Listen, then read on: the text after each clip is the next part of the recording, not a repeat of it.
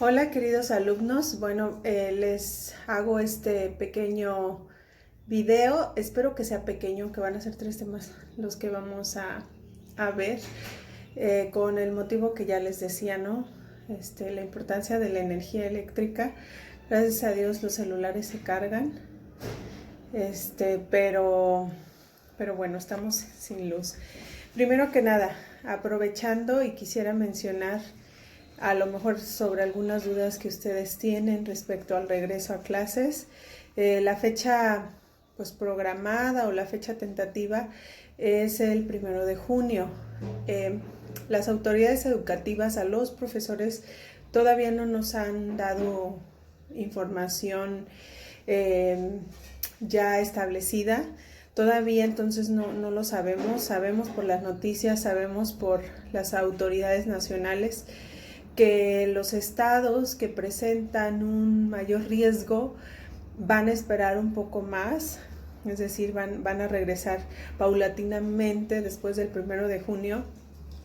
Y bueno, Morelos, creo que todos lo sabemos, lamentablemente es un estado, a pesar de es muy chiquito, estamos en un porcentaje súper alto. Yo de verdad espero que sus familias estén bien.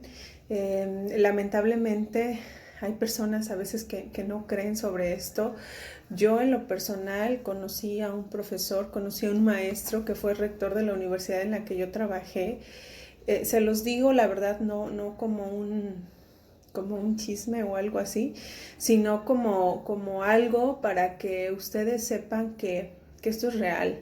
Entonces ese profesor, ese maestro falleció lamentablemente a causa de este virus. Entonces esto es real, cuídense por favor. Y si estamos sacrificando el no ir a la escuela, es un sacrificio realmente. Estamos haciendo esto que no es lo mismo como las clases virtuales, pero es por algo bueno, ¿no? Entonces, eso es nada más lo que yo quiero decirles. Quisiera también aprovechar para mencionarles que ustedes no se preocupen, ahorita ustedes están en un proceso de transición, seguramente muchos ya están viendo lo de la prepa también está como en estos cambios, no sé si se va a hacer un examen presencial o se va a hacer examen en guía, lo que sí sé es que de algunas escuelas parece que es el 28 de junio, lo que yo he sabido, parece que les enviaron una guía electrónica y pues ahí está, ahí hay mucho trabajo para ustedes, estudienlo, porque sea de manera presencial o no, pues hay que saber y hay que contestar para poder quedarse, para poder aprobar, para poder tener un horario que a ustedes les beneficie y que a ustedes les guste. Entonces, pues hasta ahorita es eso, jóvenes, no sabemos nada, cualquier cosa que nosotros sepamos se las vamos a hacer llegar. Sé que a lo mejor se preocupan por su graduación y demás, pues bueno, es algo que nos tocó, es algo que a ustedes les tocó, y veamos esto como les decía el otro día, como algo que le van a contar a sus hijos, si es que tienen, o le van a contar a alguien en un futuro, todo este proceso que estamos pasando, que no es a nivel municipio ni a nivel estado, es a nivel mundial, y que es un tema grave, ¿no? Es un tema complicado, pero bueno, esperemos salir adelante. ¿Ok? Entonces, esta es a manera de introducción y vamos a empezar. Bien, los temas que el día de hoy vamos a abordar son 3. Es el 4.1 que ustedes ya trabajaron. Vamos a ver un poco el 4.2 y el 4.3 le vamos a dar la introducción porque ustedes es el ejercicio que van a realizar a continuación. El primero, 4.1, importancia de ácidos y bases en la vida cotidiana y en la industria. 4.2, ¿por qué evitar el consumo frecuente de alimentos ácidos? Y aquí vemos el video que les publiqué y la elaboración de jabón.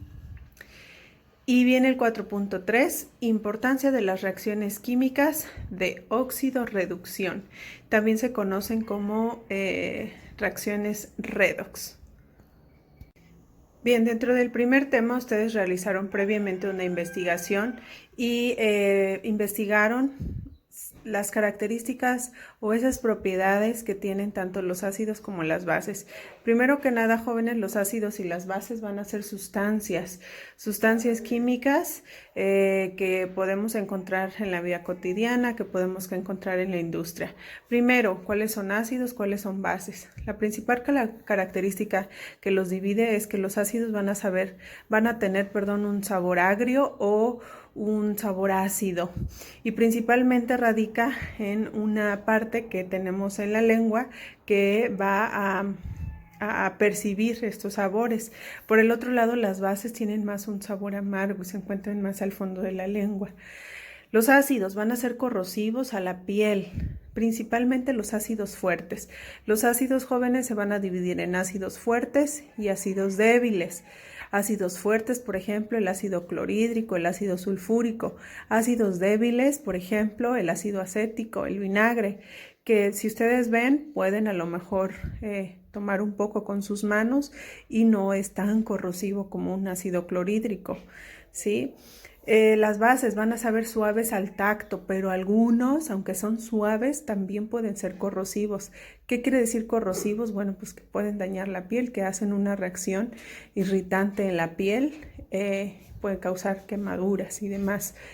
Otra característica, neutralizan la acción de las bases y las bases neutralizan la acción de los ácidos. ¿Qué quiere decir neutralizar?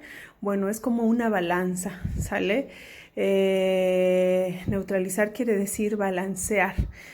Si yo tengo un ácido y hay una base que está en relación o está en mezcla con el ácido, llegan a un punto medio. Por ejemplo, hablando de pH, si tengo un ácido con un pH de 0, lo mezclo con una base con un pH de 14, seguramente entre estas dos sustancias vamos a alcanzar un pH quizá de 6, quizá de 5, ¿sí? Es decir, se neutraliza, se balancea. Otra característica, los ácidos tienen iones hidronio y las bases van a tener iones hidroxilo, es decir, siempre, normalmente en sus fórmulas químicas, en los ácidos van a tener un hidrógeno que tiene una carga positiva. ¿Qué quiere decir una carga positiva? De un electrón. Y los iones hidroxilo son un ion que se conjunta un oxígeno y un hidrógeno y una carga negativa. Finalmente, la escala de pH. Los ácidos de 0 a 6.9 y las bases de 7.1 a 14. ¿Qué quiere decir esta escala de pH? Bueno, pH significa potencial de hidrógeno. ¿Y qué significa? Significa que es una fórmula, es un logaritmo negativo de la concentración de iones hidronio en esa sustancia o en ese material, ¿sí? De este lado les tengo algunos materiales de uso común, de uso cotidiano que tenemos en nuestras casas y que podemos clasificar tanto en ácidos o bases con estas características que yo les decía. Recuerden ustedes que siempre, para, por ejemplo, probar un material, en química es peligroso, no se recomienda siempre. Entonces, bueno, no siempre hay que probar un material para saber si es agrio o es ácido, ¿no? O es amargo. Entonces, bueno, vamos a llevarlo a cabo más que nada por las características que ya conocemos. Tenemos el primer material, que es fabuloso. Fabuloso es un material que usamos en la limpieza del hogar. Si ustedes lo checan, tiene una sensación jabonosa al tacto. Entonces, todas estas sustancias, limpiadores y demás, se consideran bases, ¿sale? No tienen un pH altísimo como 14, pero sí varían en un pH de 9, 8, 10 aproximadamente. De este lado tenemos un vinagre blanco. Bueno, este es vinagre de manzana. Recuerden ustedes que su nombre químico es ácido acético, CH3COOH, y este se considera un ácido débil, ¿vale? Es un ácido débil, tiene más o menos un pH de 4, no es un ácido fuerte como de 0, es decir, no nos va a corroer la piel. De hecho, lo consumimos en los alimentos, pero se considera un ácido. De este lado tenemos un medicamento, se llama normalmente hidróxido de magnesio y bueno, el nombre ya como comercial, es Exantil. Se utiliza para contrarrestar principalmente la acción de los ácidos en el estómago. Recuerden que en el estómago tenemos un ácido muy importante que se conoce como ácido clorhídrico, HCl. Ese ácido lo tenemos desde bebés en el estómago y se utiliza para poder llevar a cabo la digestión y toda esta parte del metabolismo en el organismo. ¿Qué pasa si tenemos una concentración de ácido clorhídrico, pero además yo consumo muchos alimentos como limón, como salsa Valentina, como ácido carbónico, por ejemplo, que son todos los refrescos, ¿sí? Bueno, pues elevo la concentración de ácidos en mi estómago y al rato pues ya voy a tener esa acidez, voy a tener ese reflujo que a veces y en casos más extremos puede causar hasta úlceras en el estómago. Entonces se utiliza esta sustancia, si ustedes ven aquí dice hidróxido de aluminio, Al o H es la sustancia química, hidróxido de magnesio también. Ya ven ustedes que todos los hidróxidos o OHs van a ser bases. Entonces, esta sustancia o este material es una base. De este lado tenemos una sustancia química. Esta siempre que ustedes la tomen es importante que leamos siempre todas las características. Es peligro, por ejemplo, y hay que utilizar, bueno, pues unos guantes, por ejemplo, pueden ser de plástico o de tela, principalmente de plástico, por favor. Es hidróxido de sodio, NaOH. De hecho, ustedes lo investigaron en su ejercicio. Se utiliza para el cochambre de las estufas, se utiliza para quitar a veces, pues como diferentes grasas que se encuentran alojadas en una superficie y es un removedor, perdón. Ya en la industria se puede utilizar en la industria del papel, en la industria de la madera y en muchos, y bueno, en la industria en general, ¿sí? De este lado tenemos otro material de uso común que, bueno, es un jabón. Si ustedes lo tocan, tiene una sustancia, pues de hecho, perdón, una sensación jabonosa, ¿no? Es una sensación suave. Por ejemplo, no me va a corroer, es decir, no me va a lastimar la piel. De hecho, muchos jabones pues van directamente, por ejemplo, en la cara, que es una zona muy sensible, pero también se consideran bases, ¿sí? Entonces, bueno, estos son algunos ejemplos de sustancias de uso cotidiano que se clasifican como ácidos o bases. Bien, continuando con el tema de ácidos y bases, tenemos estos materiales jóvenes que se conocen como indicadores de pH.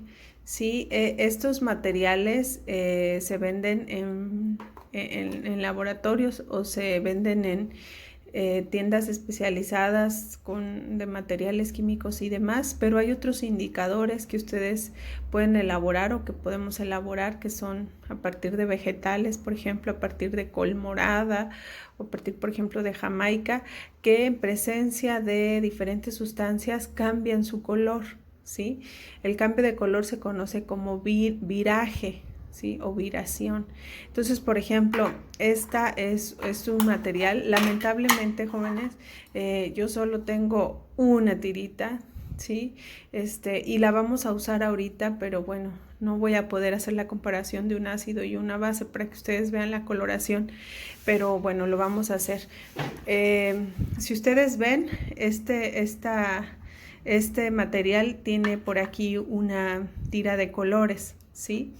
Va del 0 al 7 y cambia las coloraciones, ¿sale? Todo esto va en relación con el papel indicador que previamente ya tiene cargadas ciertas sustancias, ciertos materiales que en presencia de las sustancias va a cambiar su color, ¿sale? Entonces, ¿cómo ustedes pudieran hacer la medición? Bueno, depende de la coloración, van a ver en qué pH se encuentra. De 0 a 7, recuerden, se consideran sustancias ácidas. Y de este lado, de 7 a 14, consideramos sustancias básicas. Esta es una medida muy cualitativa, es decir, no es tan exacta, no voy a poder encontrar un pH de 7.1, 7.3, sin embargo a los químicos les es de mucha ayuda y bueno, es muy funcional para determinar el pH o el potencial hidrógeno de las sustancias.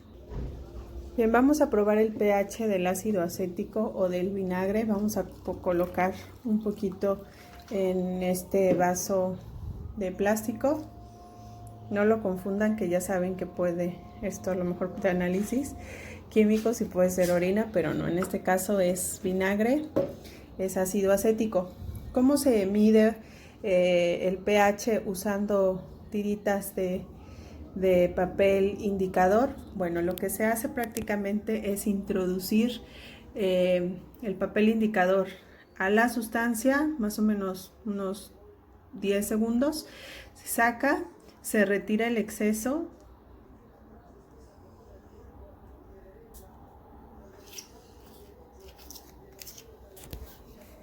y después se mide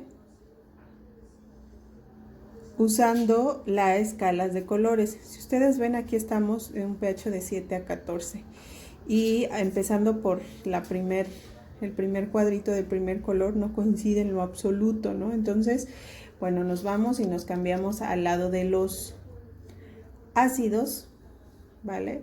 Estamos por acá y ahí vamos, y ahí vamos, y ahí vamos, y ahí vamos, y ahí vamos, y ahí vamos, y ahí vamos. Entonces estamos más o menos por aquí. Si ustedes ven, el color más o menos está igualito, pero por ejemplo el color rosita, el primeritito, está un poco más bajo, entonces estamos más o menos por aquí, estamos más o menos por aquí, más o menos es un pH de 3, un pH de 2.8 o algo así. Ya les decía, el ácido acético se considera un ácido débil. No es un ácido con un pH tan alto como de 0, pero bueno, no tan bajo como de 6. Entonces estamos más o menos por ahí en un pH de 3. Bien, ya después y siguiendo con el tema que nos sigue, bueno, valga la redundancia, tenemos el tema de elaboración de jabón. Es una práctica, jóvenes, que si ustedes recuerden yo les había mencionado que íbamos a realizar en la escuela. Esta práctica de jabón la íbamos a realizar antes y yo les iba a dar el tema desde antes, pero quise que se juntara con este tema de ácidos y bases que estamos viendo ahora. Bueno, ¿qué es un jabón? Ustedes lo saben, es una sustancia que usamos en la vida cotidiana. Todas, me atrevo a decir absolutamente todas las personas. De hecho, ahorita en la contingencia, en la pandemia, bueno, el uso de jabón, el uso de estas sustancias limpiadoras puede ser una solución para evitar el contagio. Pero bueno, a partir de qué se elabora. Lo importante aquí, jóvenes, es mencionarles que el jabón se puede llevar a cabo o se lleva a cabo mediante una reacción que se llama saponificación, en la que una sustancia es un triglicérido o es un ácido graso, se va a combinar con una base, en este ejemplo hidróxido de sodio, y nos va a formar un éster. ¿Sí? La reacción se llama saponificación o también esterificación. Entonces nos forma una sustancia que quizá ustedes más adelante, cuando vayan en universidad o prepa, van ustedes a determinar que siempre que se una un carbón, un doble enlace oxígeno y otro oxígeno más un radical, nos puede formar nos va a formar se llama un acetato o un jabón de nombre común. Y también hay un subproducto que es una glicerina. Así como ustedes la conocen, la glicerina también es un subproducto. Entonces, esta es la reacción química que se lleva a cabo. El triglicérido, bueno, es un ácido graso, ¿vale? Y es un aceite como tal. Yo les había dicho que ustedes juntaran todo el aceite que consumen en sus casas, aquel aceite después que utilizan para freír o para demás, y y este podría ser nuestra materia prima para poder llevar a cabo los jabones. Yo les subí un video y en el video está toda la práctica, ¿sale? Es bien importante que si alguien se atreve y alguien quiere llevar a cabo, bueno, pues debe tener todos los productos, debe considerar las medidas exactas que se consideran en el video, debe tener todas las medidas de seguridad como guantes, como gogles, como cubrebocas. ¿Por qué? Principalmente por esta sustancia que se conoce como hidróxido de sodio o sosa. Y aquí yo les pongo los dos ejemplos. Tenemos el hidróxido de sodio que viene en estado líquido. Seguramente ustedes lo han utilizado. Tiene esta sensación pues como un gel y demás. Y tenemos el hidróxido de sodio en perlas. Esta es la que yo les recomiendo que ustedes utilicen. Y esta es la sustancia que principalmente, bueno, puede ser o es muy corrosiva. Es picante y si ustedes lo manejan sin guantes, pueden tener, pues bueno, no morirnos, ¿verdad? Pero sí tener una irritación en la piel. Si se llevan a cabo la mano o si se llevan la mano a los ojos, pueden también tener una irritación en los ojos. Entonces, mucho ojo con esto. Ya nada más esto de la elaboración de jabón. Yo quisiera que si alguien de ustedes se anima y tiene los medios, por ejemplo, para conseguir el hidróxido de sodio, que puede ser la sustancia quizá más difícil de conseguir, aunque la pueden conseguir en hierberías o la pueden conseguir en tlapalerías, por ejemplo, la venden, hidróxido de sodio en perlas. Y esta es... Si alguien lo quiere llevar a cabo, lo puede llevar a cabo. Simplemente va a necesitar aceite, el hidróxido de sodio, va a necesitar agua, va a necesitar algunos materiales de plástico, y bueno, una cuchara, de madera principalmente, la que se recomienda. Y esto es lo que solamente se utiliza, moldes al final, y pueden ustedes elaborar sus jabones para poder lavar su ropa, para poder lavar a lo mejor estos trapitos viejos que salen de casa, y es muy efectivo. Entonces, si alguien se anima, bueno, pues yo estoy acá para poder auxiliarlos, para poder pues ahí como monitorear todo el proceso. El video se los coloqué ahí en su Classroom y ahí lo pueden ustedes verificar. Sobre este tema, jóvenes, voy a elegir a 5 personas al azar. En un siguiente videito les voy a hacer quiénes son los nombres y por mensaje de manera privada les voy a preguntar, ¿ok? Entonces, bueno, vámonos con el siguiente tema.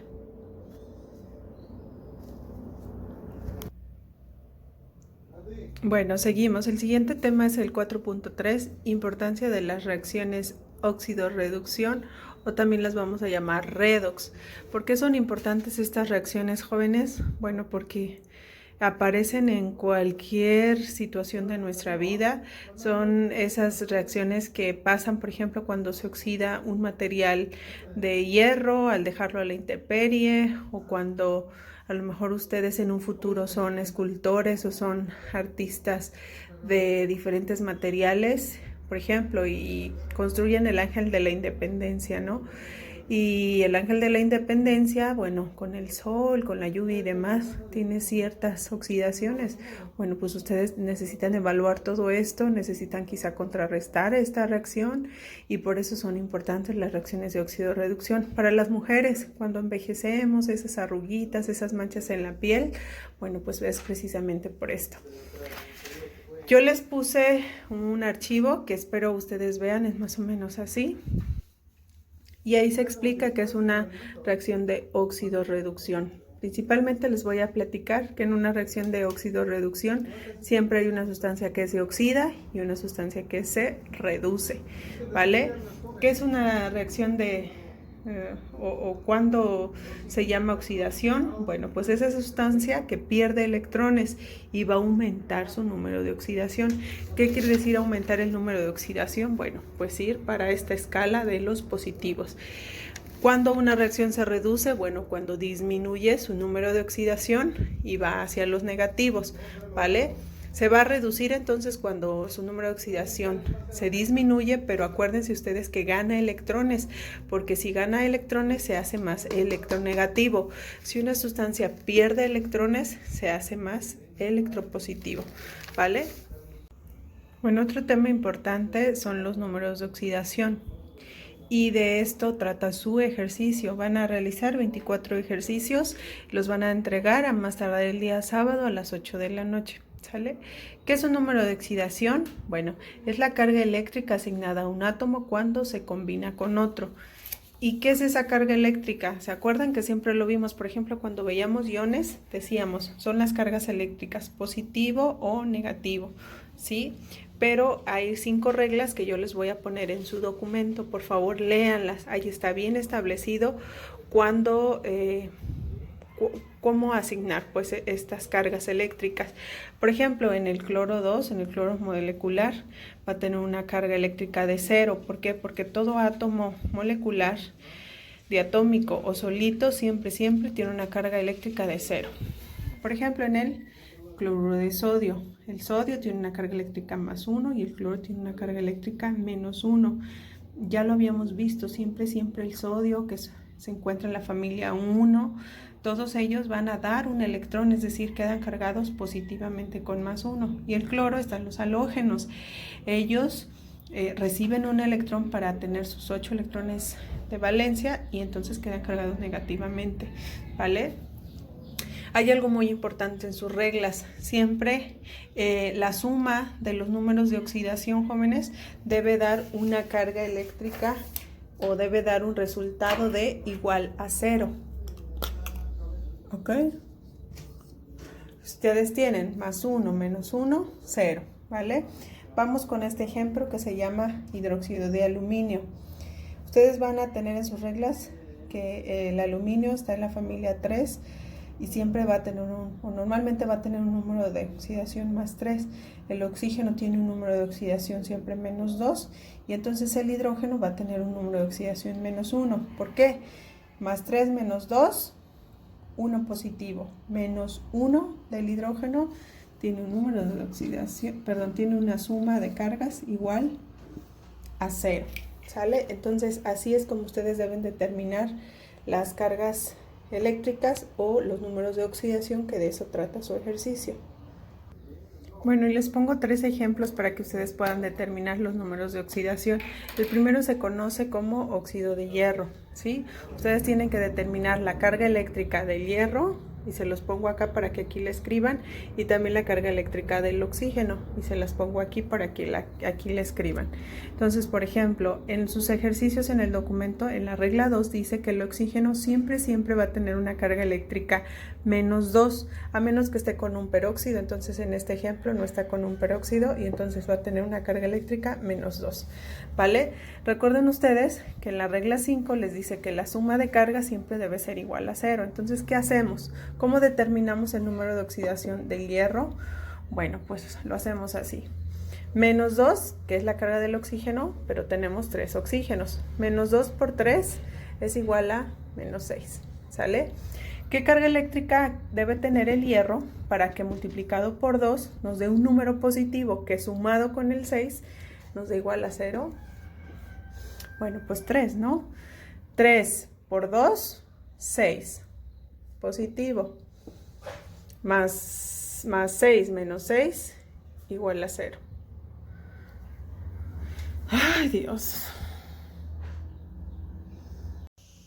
Y entonces finalizamos y tenemos que el número de oxidación del fierro va a ser más 3 y que el número de oxidación del oxígeno va a ser menos 2, ¿sale? Y así ustedes estarían llenando su ejercicio. Por favor, si pueden demostrar esto ahí en una partecita arribita de su ejercicio, sería muchísimo mejor, ¿sí? Vamos con el siguiente ejemplo, ¿vale?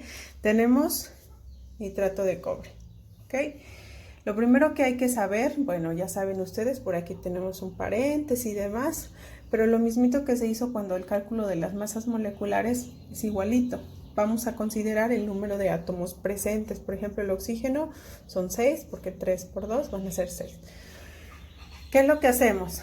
Bueno, pues empezamos. Yo les recomiendo que siempre empiecen por el número de oxidación, pues que más se conoce, como que es el más común. Por ejemplo, en este caso, el oxígeno. Y el oxígeno tiene un número de oxidación -2. ¿Vale? Si ustedes ven, esto se conoce como nitrito, ¿vale? Y nos dice la regla, o nos dice, es una tabla de iones, que el nitrito tiene un número, es un ion.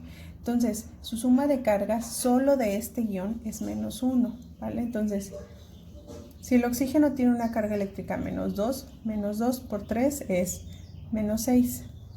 ¿Cuánto debe tener el nitrógeno para que su suma, en este ejemplo, solo del nitrito, ojo, no de todo el compuesto, solo del nitrito nos dé -1? Bueno, pues debe tener +5, ¿no?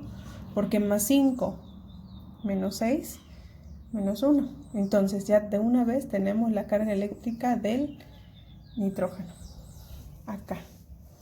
¿Ok? Entonces hay que determinar la carga eléctrica del cobre.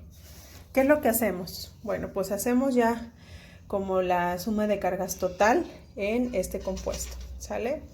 El oxígeno, -2 por 3, -6. -6 por 2, -12. ¿Ok? Vamos con el nitrógeno. +5, pero no hay solo un nitrógeno, sino que hay 2. 5 por 2, +10. ¿Vale? ¿Qué número de oxidación debe tener el cobre para que, sumado con esto, nos dé la carga eléctrica de 0? ¿Vale? +10 -2 -12 es -2. Entonces, ¿qué carga eléctrica debe tener el cobre? ¿Vale? Debe tener +2, ¿no? ¿Por qué? +2 por 1. Si ustedes ven, el cobre solo es 1. Entonces, +2 por 1, +2.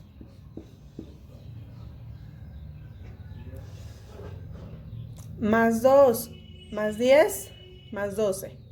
-12, 0.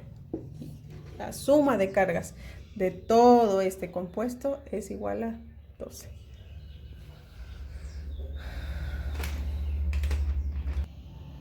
Bueno, entonces en el video, en la suma de hace ratito, me equivoqué, les dije que es igual a 12, no, es igual a 0, ¿ok? Entonces, ¿cuáles son las cargas? Bueno, la carga o el número de oxidación del cobre va a ser +2. La carga o el número de oxidación del nitrógeno va a ser +5. Y el número de oxidación del oxígeno va a ser -2. ¿Eso por qué? Bueno, pues porque aquí lo tenemos.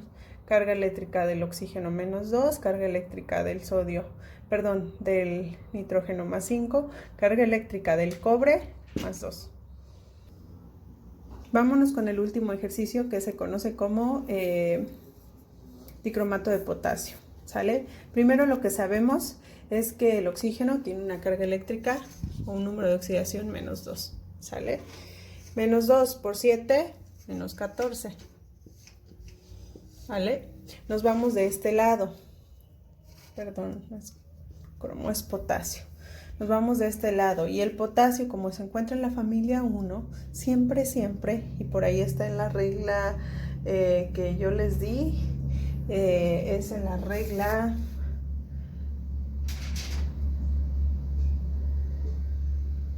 número 4, dice que los metales alcalinos siempre tienen un número de oxidación +1, ¿vale? Entonces, +1 por 2, +2. ¿Qué número de oxidación, jóvenes, debe tener el cromo para que, multiplicado por 2 y sumado más todo esto, nos dé una suma de cargas igual a 0? ¿Cuál creen? ¿Cuál creen? ¿Cuál creen? Pues 6, ¿no? Si le ponemos un +6 aquí, 6 por 2, +12.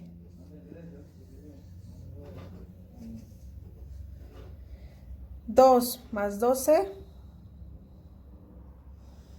más 14, menos 14, igual a 0. Entonces en el dicromato de potasio, los números de oxidación para el potasio es +1, para el cromo es +6 y para el oxígeno es -2. Y lo van a poner así: potasio +1, número de oxidación, el cromo, número de oxidación +6 y oxígeno, número de oxidación -12. Les repito, por favor, ahí en un espacio hagan la suma de cargas y demuestren que la suma de cargas va a ser igual a 0 para que se pueda evaluar o se pueda calificar de forma completa. Los ejercicios que ustedes van a tener que realizar, jóvenes, son todos estos, son 24. Ahí a lo mejor les caben, si alguien lo quiere imprimir y hacer ahí su suma de cargas en chiquitito, yo trato de entenderles para que lo puedan hacer ahí. Si alguien lo quiere copiar en su cuaderno, bueno, pues todavía mucho mejor, ¿sale? Son 24 ejercicios. Por ahí les puse al sulfato que su suma de cargas de este ion nada más es -2. Si ustedes saben que el oxígeno tiene carga eléctrica -2, ¿cuánto debe tener de carga eléctrica el azufre para que su suma de 2 negativo o -2? ¿Sale? Cualquier duda, yo estoy a sus órdenes. La fecha de entrega es para el día 30 de mayo a las 20 horas y los puntos completitos son de 160. Entonces son sumamente importantes, chicos, son sumamente importantes.